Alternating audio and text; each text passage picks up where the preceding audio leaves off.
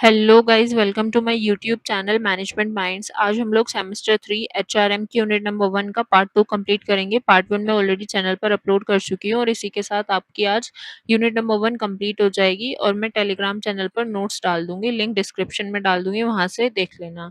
तो चलिए शुरू करते हैं। HRM policies. HRM policies are general guidelines, rules, and principles established by an organization to manage its employees effectively and consistently. HRM policies क्या होती है? कुछ policies, कुछ rules, कुछ guidelines होती है जो कि HR डिपार्टमेंट बना करके देता है अपने एम्प्लॉयज़ के लिए, ताकि वो अच्छे से काम कर सके। उनको अपनी लिमिट्स पता हों कि उनको किस लिमिट तक डिसीजंस लेने हैं, क्या काम करना है, किस टाइम पे वहाँ पर जाना है। तो वो सारी चीज़ें HRM policies के अंदर आनी है। HRM policies are predetermined guidelines that help management make consistent decisions regarding employees and human resource activities. HRM policies help करती है, एक predetermined guidelines होती है जो help करती है मैनेजमेंट को कि एम्प्लॉयज़ कैसे कंसिस्टेंटली अपने डिसीजंस ले सकते हैं, क्योंकि एचआरएम पॉलिसीज के थ्रू एक क्लैरिटी हो जाती है कि किस टाइप के डिसीजंस और किस हद तक जाकर के एम्प्लॉयज़ डिसीजंस को खुद से ले सकता है और कहाँ पर उसको परमिशन लेने की ज़रूरत पड़ेगी अपने हेड से। और कितने बजे उसको ऑफिस में पहुंचना है, कब उसका लंच टाइम होगा, कितने बजे उसकी छुट्टी होगी, वो सारी चीज़ें जो जनरल रूल्स गाइडलाइंस के किस लैंग्वेज में बात करनी है, कैसे क्लाइंट्स को हैंडल करना है, कोई मतलब अब्यूजिंग वर्ड्स यूज़ नहीं करने, इस तरीके की जितनी भी पॉलिसीज़ वगैरह होती हैं, तो वो सारी इसमें आ जाती है। कुछ रूल्स, कुछ रेगुलेशंस, वो सारे एचआरएम पॉलिसीज़ के अंदर आते हैं। ऑब्जेक्टिव की अगर हम बात करें एचआरएम पॉलिसीज़ की, first is to provide clear guidelines for managing employees. इससे क्या होता है, एक क्लियर गाइडलाइन मिल जाती है एम्प्लॉइज़ को कि वो उनको क्या करना है। To ensure consistency in HR decisions, इससे एक रेगुलरिटी आती है डिसीजंस में, एचआर डिसीजंस में।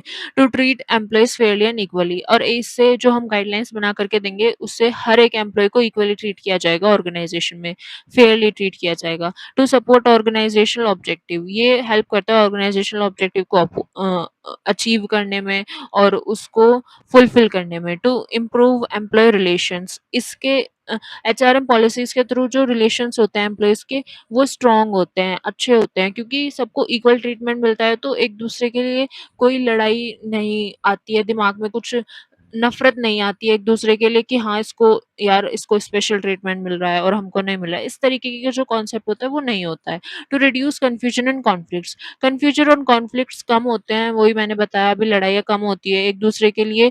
ये नहीं रहता है कि इसको स्पेशल ट्रीटमेंट मिल रहा है और हमको नहीं मिल रहा है, क्योंकि पॉलिसी सबके लिए सेम होती है। So these are the objectives of HRM policies. Next is types of HRM policies. अब टाइप्स क्या होते हैं एचआरएम पॉलिसीज के? First is recruitment and selection policy. This policy explains how employees will be recruited and selected. Recruitment and selection policy क्या होती है? Step भी होते हैं रिक्रूटमेंट और सिलेक्शन एचआर की।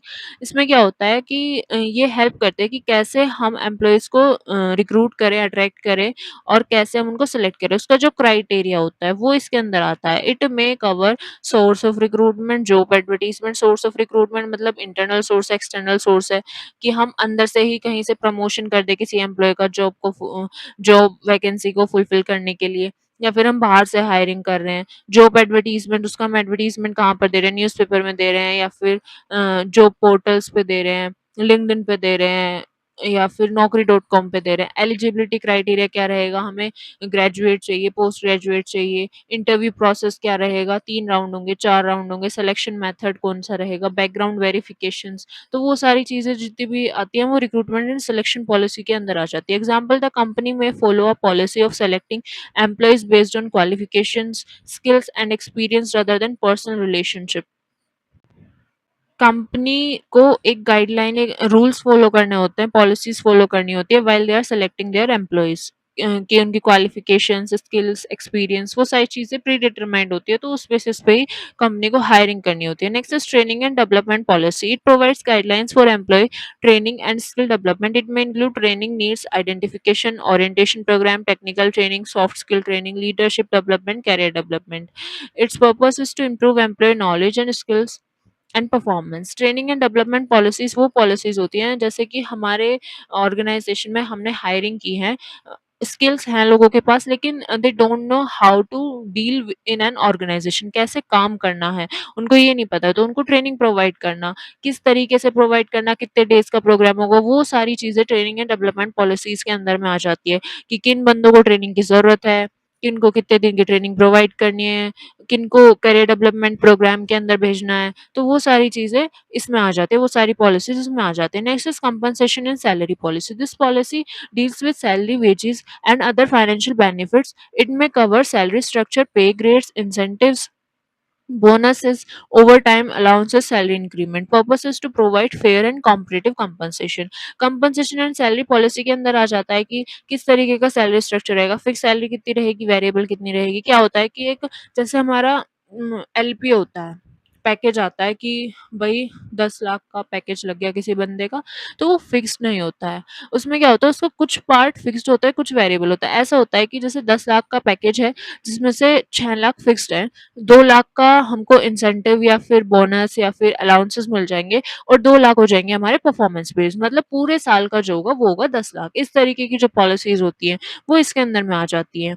इसमें क्या होता है कि इसका जो मेन एम होता है कि कॉम्पिटिटिव कंपनसेशन दें हम, जो भी कॉम्पिटिशन चल रहा है, लाइक दूसरी कंपनी जो हमारी कॉम्पिटिटिव कंपनी है, वो कैसे ऑफर्स प्रोवाइड कर रही है अपने एम्प्लॉइज़ को, तो उसके अकॉर्डिंग हमें भी अपनी पॉलिसीज़ को वैसे ही डेवलप करना चाहिए। तो ये वो सारी चीज़ें इसके अंदर आ जाती है। Next is performance management policy. It provides guidelines for measuring and improving employee performance. It may include performance standards, performance appraisal, feedback, performance target, promotion, performance improvement plans.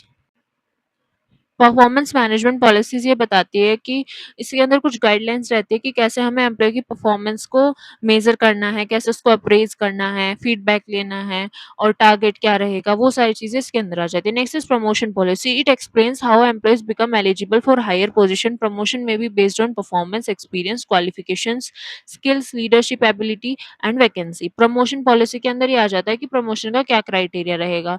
हम एम्प्लॉयी को या तो वो एक पर्टिकुलर गोल को achieve कर ले तब प्रमोशन देंगे, या फिर एलिजिबिलिटी के ऊपर देंगे कि हम ग्रेजुएट को नहीं देंगे, सिर्फ पोस्ट ग्रेजुएट वाले को देंगे, या एक्सपीरियंस के बेसिस पे जिसको 10 साल का एक्सपीरियंस है उसी को ही प्रमोशन मिलेगा। इस तरीके से जितनी भी पॉलिसीज आती हैं वो इसके अंदर आ जाती है। Next is leave and attendance policy. It explains the organization's rules regarding working hours, attendance and leave. It may include casual leave, sick leave, earned annual leave, maternity, paternity leave, working hours, late attendance और absence. Leave और attendance से related जितनी भी हमारी guidelines है वो सारी इस पॉलिसी के अंदर आ जाती है। इसमें क्या होता है कि कितनी कैजुअल लीव्स ले सकता है, मतलब 1 साल में कुछ लीव्स फिक्स होती है जो कि पेड होती हैं, ऑर्गेनाइज़ेशन को देनी होती है और एम्प्लॉयी ले सकता है और उनको उनकी सैलरी भी मिलेगी। कुछ ऐसी होती है जिसमें उनकी सैलरी कट होती है।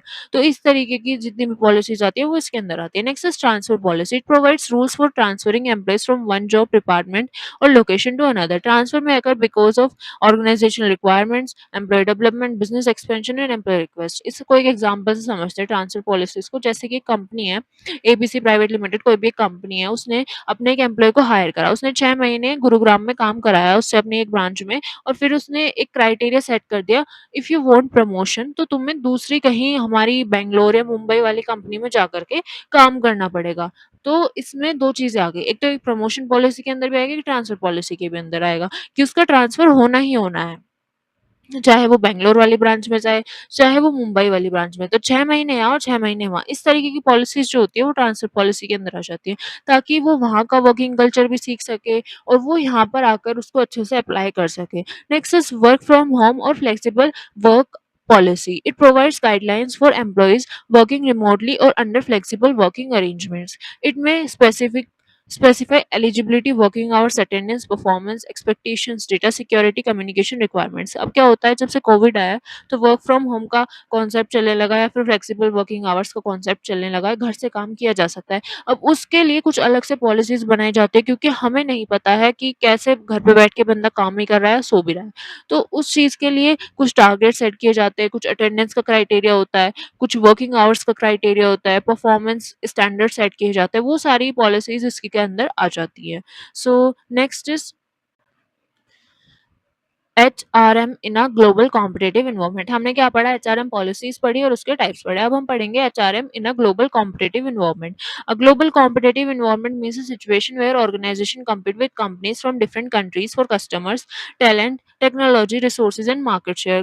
ग्लोबल कॉम्पिटिटिव एनवायरनमेंट क्या होता है, एक कंट्री, दो कंट्री, मतलब जो ग्लोबल लेवल पर होती है, पूरे वर्ल्ड की अगर हम बात करें, वो सिर्फ एक या दो कंट्री तक नहीं रहता है।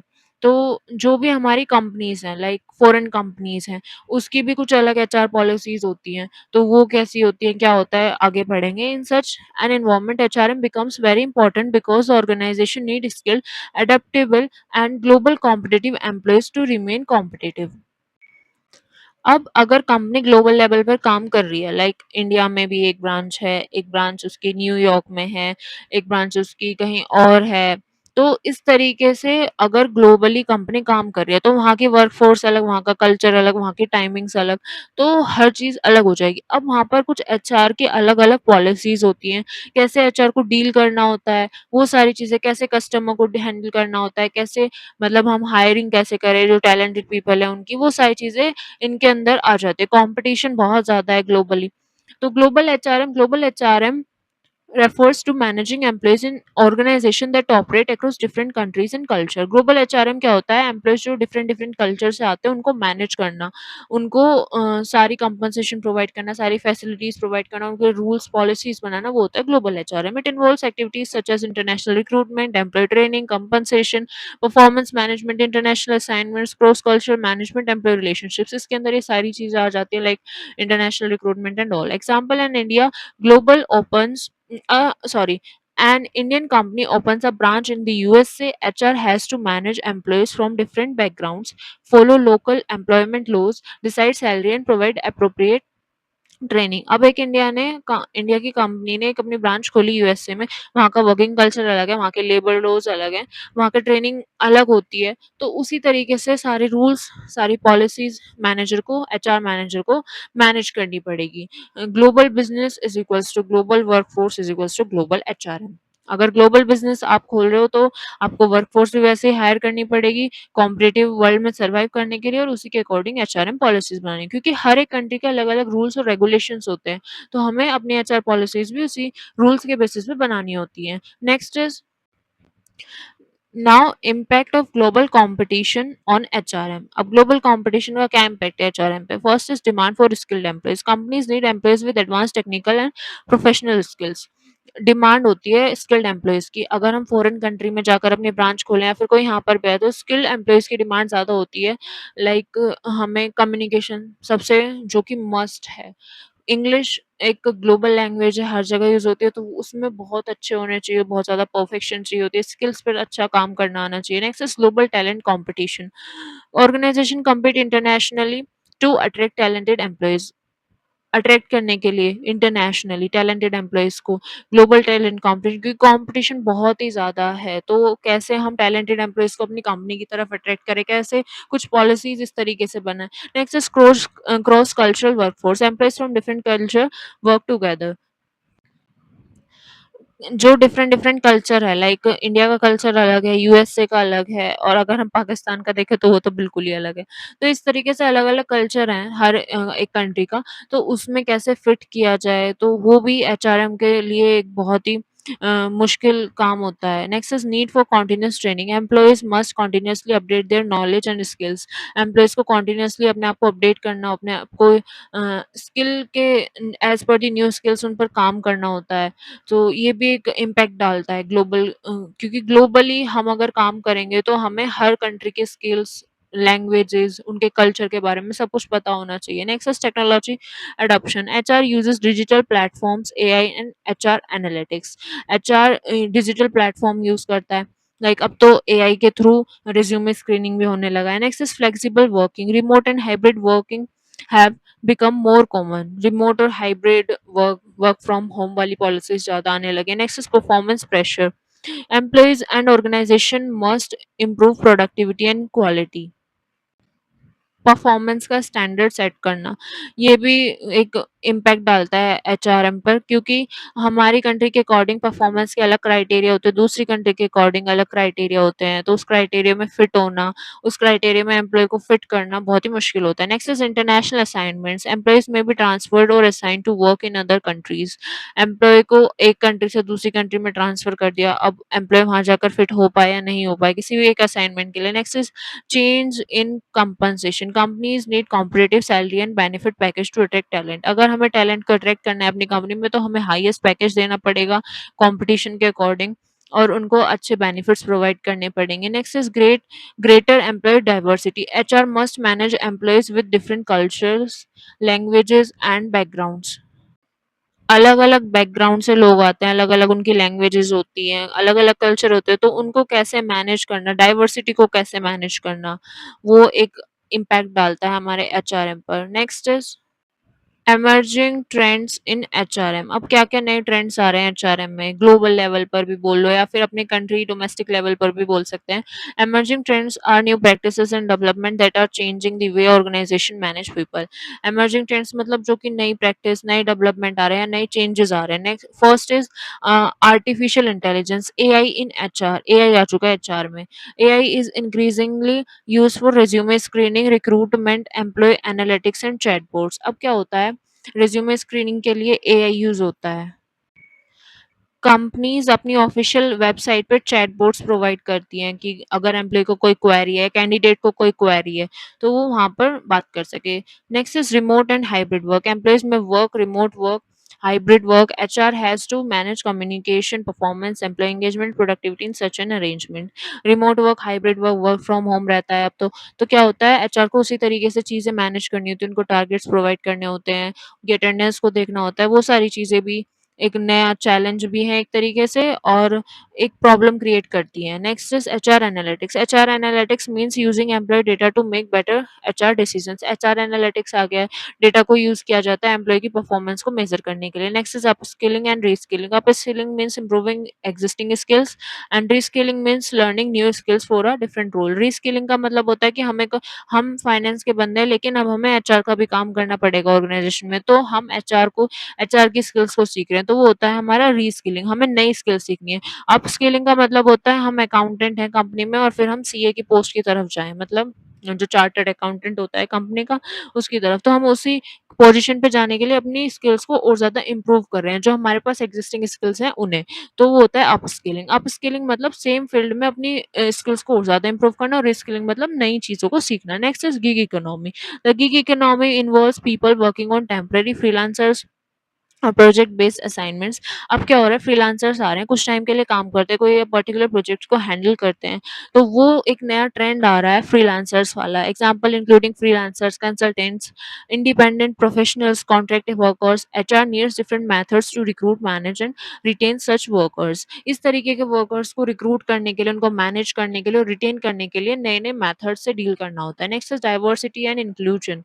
Organisation are increasingly creating workplaces where employees from different backgrounds can work fairly and effectively. HR focuses on equal opportunities, inclusive workplace culture. HR अब इस तरीके से पॉलिसीज़ को बनाता है, इस तरीके से ऑर्गेनाइज़ेशन के एनवायरनमेंट को बनाता है कि जो डिफरेंट बैकग्राउंड से लोग आ रहे हैं, वो भी अच्छे से काम कर सकें। एक डाइवर्सिटी को एक इंटीग्रेट करना विद द पीपल्स, मतलब अलग-अलग बैकग्राउंड से पीपल हैं, उनकी लैंग्वेजेज़ भी अलग हैं, तो उसको कैसे मैनेज करना, वो भी एक नया ट्रेंड है। Next is now, what are the challenges of HRM in global competitive environment? First is managing cultural diversity. Cultural diversity है, अलग-अलग कल्चर से लोग आते हैं, वैल्यूज अलग है, बिलीव्स अलग हैं, एथिक्स अलग है, उन चीज़ों को मैनेज करना है सब challenge. Next is global talent management. Global talent को कैसे हम अट्रैक्ट करें, कैसे रिटेन करें, कैसे हाईली स्किल्ड एम्प्लॉयज़ को मैनेज करें, वो एक डिफिकल्ट टास्क है। Next is legal and regulatory differences. हर एक कंपनी के अलग-अलग लॉज, रूल्स एंड रेगुलेशंस होते हैं, तो उनके अकॉर्डिंग पॉलिसीज बनाना, उनसे डील करना is a challenge. Next is managing remote employees. Remote team can create challenges related to communication, monitoring, teamwork, employee engagement, time zone differences। क्या होता है कि टाइम ज़ोन अलग-अलग होता है। अब अगर रिमोट वर्क भी है, तो ऑनलाइन कैसे उसको डील किया जा सके। अब हो सकता है कि हमारे टाइमिंग्स अलग हैं या फॉरेन क्लाइंट्स की टाइमिंग्स अलग हैं, तो वो सारी चीज़ों को मैनेज करना भी डिफ़िकल्ट हो जाता है। Next is technological change. अलग-अलग कंट्री में न्यू-न्यू टेक्नोलॉजीज़ आ रही हैं, तो उससे कॉम्पिटिटिव वर्ल्ड में अगर सर्वाइव करना है, तो वो सारी चीज़ों को अडॉप्ट करना, देन उनको एम्प्लॉइज़ को भी सिखाना, उनको ट्रेनिंग सेशंस प्रोवाइड करना। तो वो भी एक चैलेंज है। Next is cost control. Organization want highly skilled employees while also controlling labour cost. Organization को हाईली स्किल्ड लेबर चाहिए, लेकिन उनको अपनी कॉस्ट भी कंट्रोल करनी है, अपनी कॉस्ट भी कम करनी है। जो वो अमाउंट स्पेंड कर रहे हैं ट्रेनिंग सेशंस में या फिर सैलरी प्रोवाइड कर रहे हैं, तो उसको भी कंट्रोल करना होता है। तो ये सारे चैलेंजेस हैं जो कि एचआरएम फेस कर रहे हैं ग्लोबल कॉम्पिटिटिव एनवायरनमेंट में। और सिर्फ ग्लोबली भी नहीं, हमारे अगर इंडिया में भी देखें तो हमारे इंडिया में अलग अलग स्टेट्स के अलग अलग लोग होते हैं, उनके कल्चर अलग होते हैं, उनके बिलीव्स अलग होते हैं, एथिक्स अलग होते हैं। तो वो सारी चीज़ों को मैनेज करना भी डिफिकल्ट हो जाता है। Next is functional HR strategies. Functional HR strategies are specific plans and approaches developed for different HR functions to support the overall business strategy of an organization. Functional HR strategies explains how the HR department will manage employees in areas such as recruitment, training, compensation, performance, career development, and employees relations. Functional HR strategies कुछ ऐसी strategies, approaches, plans होते हैं जो कि मतलब overall business strategy को भी support करें और सपोर्ट करें अपने recruitment, training, compensation, performance, career development को। तो मतलब कुछ ऐसी स्ट्रैटेजीज जो हमारे ओवरऑल बिजनेस प्लान को भी सपोर्ट करें। फंक्शनल एचआर स्ट्रेटजीज बोलती हैं कि कैसे एचआर मैनेजर या एचआर डिपार्टमेंट को अपने एम्प्लॉयज को मैनेज करना है हर फेज में, चाहे वो रिक्रूटमेंट हो, then selection, training, performance measurement, compensation, सारी चीजों में कैसे अपने एम्प्लॉय को मैनेज किया जा सके। Example, if the organization business strategies rapid expansion, it's HR strategy में include expansion strategy, more recruitment, employee training, performance management and employee retention. For an example, अगर किसी कंपनी को अपना एक्सपेंशन करना है, एक और कंपनी खोलनी है, तो उसको अपनी एचआर स्ट्रेटजीज में क्या करना होगा, एक्सपेंशन स्ट्रेटजी बनानी होगी, फिर रिक्रूटमेंट और लोगों का रिक्रूटमेंट करना होगा नई कंपनी के लिए, उनको ट्रेनिंग प्रोवाइड करनी होगी, उनकी परफॉर्मेंस को मेजरमेंट करना होगा और कैसे उनको उस कंपनी में रोक के रखे, वो सारे क्राइटेरिया को सेट करना होगा। Next is main functional HR strategies. अब कुछ एचआर स्ट्रेटजीज होती है। First is human resource planning strategy. ये वैसे तो हम पहले पढ़ चुके हैं, पर मैं आपको एक ओवरव्यू बता देती हूँ ह्यूमन रिसोर्स प्लानिंग स्ट्रेटजी की, कि हमें अपनी ऑर्गेनाइजेशन में कितनी रिक्वायरमेंट है एम्प्लॉयज की और कितने हम लोगों को लाइक प्रमोशन प्रोवाइड करना है, कितनों को ट्रांसफर करना है, उससे रिलेटेड मतलब ह्यूमन रिसोर्स से रिलेटेड जितनी भी प्लानिंग होती है वो सारी इसके अंदर आती है ह्यूमन रिसोर्स प्लानिंग स्ट्रेटजी के अंदर। Example, a company plan to open 5 new branches, HR estimates the number of managers, sales person and support staff required. मतलब कितना अगर एक कंपनी को अपनी ब्रांचेस खोली हैं तो उसको कितने नंबर ऑफ एम्प्लॉयज की रिक्वायरमेंट होगी, कितने सेल्स पर्सन की रिक्वायरमेंट होगी, कितना स्टाफ चाहिए, तो वो सारी चीजें इसके अंदर हम प्लान करते हैं। Next is recruitment and selection strategy, कि हम किस तरीके से रिक्रूटमेंट करेंगे, क्या हमारा सिलेक्शन का क्राइटेरिया रहेगा।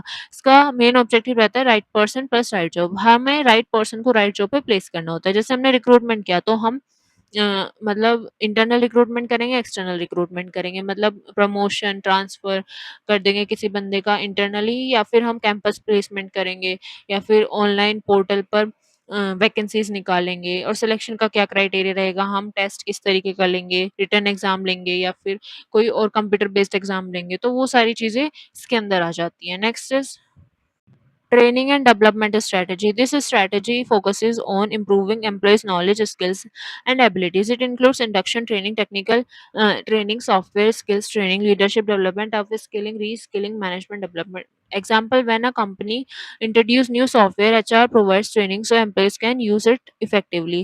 अगर हमारी किसी भी ऑर्गेनाइजेशन में कोई नया सॉफ्टवेयर टूल लॉन्च किया है, तो उसको कैसे हैंडल करना है, कैसे यूज़ करना है, वो एम्प्लॉय को सिखाना पड़ेगा, तो उसके लिए ट्रेनिंग सेशंस प्रोवाइड करने पड़ेंगे।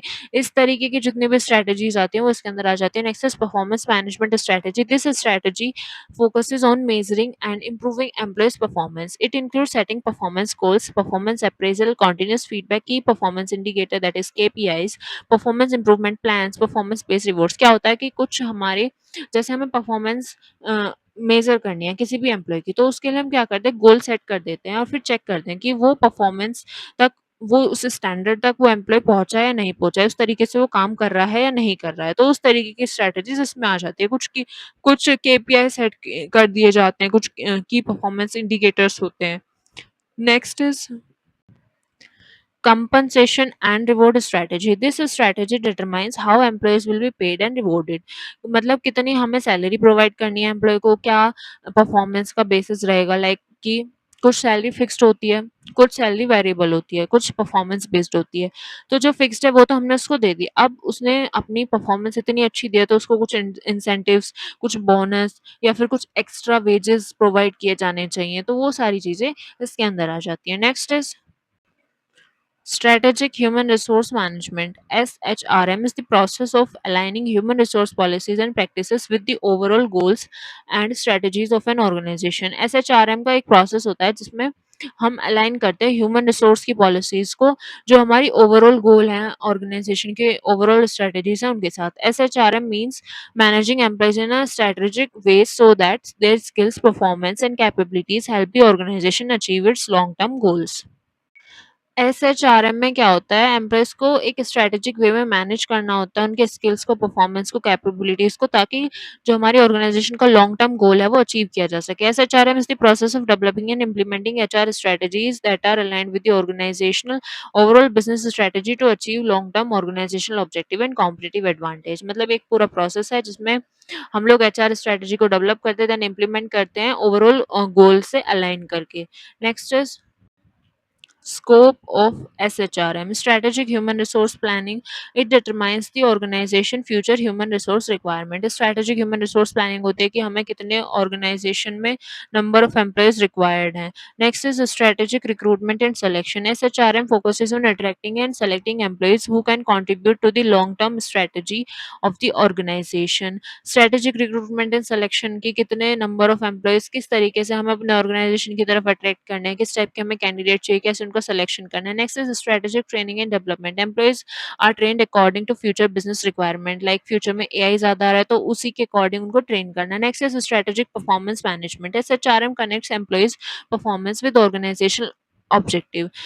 एसएचआरएम में हम लोग क्या करते हैं अपने जो हमारे एचआरएम की पॉलिसीज हैं, गोल्स हैं, उनको अलाइन करते हैं ऑर्गेनाइजेशनल गोल्स और पॉलिसीज की तरफ। तो वो हेल्प करता है परफॉर्मेंस को मेजर करने में। Next is strategic compensation and rewards. Strategic HRM develops reward system that encourage employees to support organizational goal. SHRM help करता है रिवॉर्ड सिस्टम को डेवलप करने में जो एम्प्लॉय को काम करने के लिए मोटिवेट करते हैं। Talent management. It focuses on attracting, developing, engaging and retaining talented employees. ये हेल्प करता है कि हम कैसे एम्प्लॉय को अट्रैक्ट करें, क्योंकि स्ट्रेटजीज का काम है। एसएचआरएम को ऐसे समझो जैसे कि एचआरएम ही है। जो जो हमारा मॉडर्न एचआरएम है ना वो स्ट्रेटेजिक एचआरएम ही है। क्या होता था पहले एचआरएम की जो पॉलिसीज थी वो अलग होता था। पहले मोटिवेशन लेवल कुछ और होता था लोगों का, अब मोटिवेशन लेवल कुछ और है। तो पॉलिसीज भी वैसे ही डेवलप होती है, अब स्ट्रेटजीज से काम किया जाता है। तो एसएचआरएम एक मॉडर्न अप्रोच है एचआरएम का। इसमें कुछ नहीं है, जितने भी आपके एचआरएम के कॉन्सेप्ट्स है बस उसके आगे स्ट्रेटजी लगा दो, जो मॉडर्न कॉन्सेप्ट है उनके आगे, तो आपको इजीली समझ में आ जाएंगी चीजें। So thank you so much guys. आप लोगों की एचआरएम की यूनिट नंबर 1 यहीं पर ही कंप्लीट होती है। और अगर आपको नोट्स चाहिए तो टेलीग्राम चैनल पर जाकर आप देख सकते हैं। मैं कुछ एक्स्ट्रा पॉइंट्स भी डाल दूँगी इसमें फॉर योर मोर क्लैरिटी, ताकि आपको अच्छे से और चीज़ें समझ में आ जाएँ और अगर आपके एग्ज़ाम में कुछ आए तो आप अच्छे से कर पाएँ। और लास्ट में मैं आपको जब आपके एग्ज़ाम आने वाले होंगे इम्पोर्टेंट क्वेश्चंस, इम्पोर्टेंट टॉपिक्स भी बताऊँगी। तो प्लीज़ मेरे चैनल को सब्सक्राइब कर लेना, वीडियो को लाइक कर देना और अपने फ्रेंड्स के साथ ज़रूर शेयर करना। Thank you so much.